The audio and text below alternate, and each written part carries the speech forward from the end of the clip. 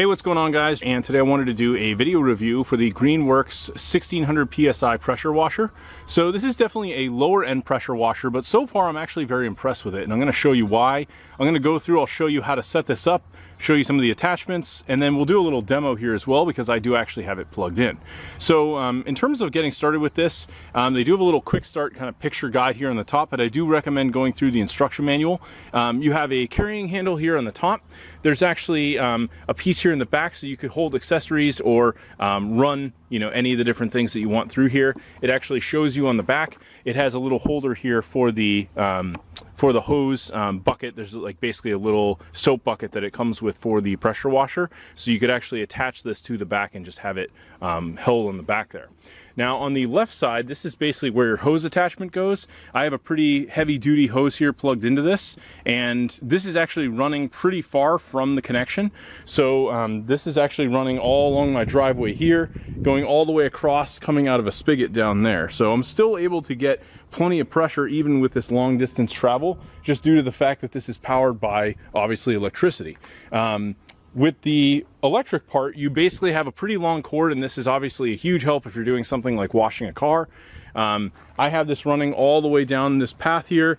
My wife was doing some painting projects, and I have it plugged into an extension cord I have hanging over here. So it's pretty much about hitting the maximum capacity where I have my car here just pulled into the driveway as close as I could get it, allowing me to kind of walk around it with the pressure washer. I do have to pick it up with the handle and kind of move it about. If I'm going to do the front of the car, I just move it to the front. If I do the rear, I bring it over here. And overall, it's been working out pretty well. You could always get an extension cord and run it that way, which technically I have down there, but I've got some other stuff plugged into it. Now, you also have in the front the main connection for the actual pressure washer gadget itself. I haven't had too many issues with this, although just like you would any hose, this can kink up, and it's probably going to take a little bit of time. As you can see, it's sort of twisting up on me, and I did have a few issues with it kinking while using it, but it's pretty straightforward. You plug your hose in, make sure you have water coming in, wait about 30 seconds, and then you just turn this dial from the top here over to the right, and it's basically good to go. So as soon as you hit the trigger on this, this is the main gun. This actually has an attachment point here. So all this does is basically twist off. It's very easy to remove. And then you also have the end pieces here that you can put on. You've got a 25-degree attachment and then also a 40-degree attachment. I actually had a little bit of issue figuring out how to do this, but looking in the manual does describe it. In order to do this, you basically just have to push this entire piece down. It doesn't spin. It actually just pushes down.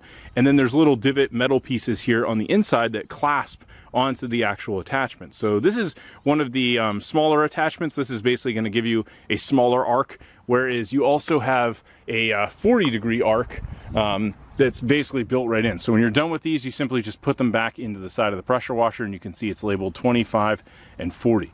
So I did the 25. We just finished actually washing the car. It does also include a soap bucket. So I used my Meguiar's car wash here, filled this about halfway, and then I attached this. This doesn't have like a super high powered nozzle built into it, and you can't swap this out. This essentially is just going to get the soap all over your car very easily, and it actually worked quite well for doing that. So I completely sprayed this with soap. Then I added the main part of the gun here, and this is pretty straightforward.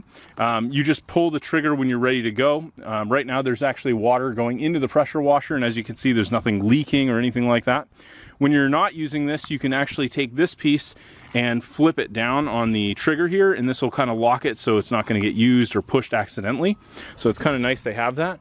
But let's go ahead and do a little demo here. We'll just spray the side of the car.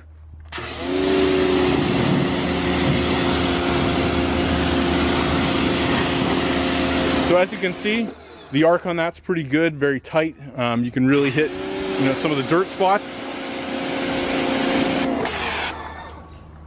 And yeah, when you want, obviously you can switch out attachments and add the soap as needed. And overall, I'm pretty happy with it. It works well. And I think if you're just looking for a basic pressure washer, maybe doing something like I'm doing here, just washing a car, this is going to be perfect for you. Anyway, thanks for checking out my video review. Hopefully you found it helpful, and I'll talk to you later.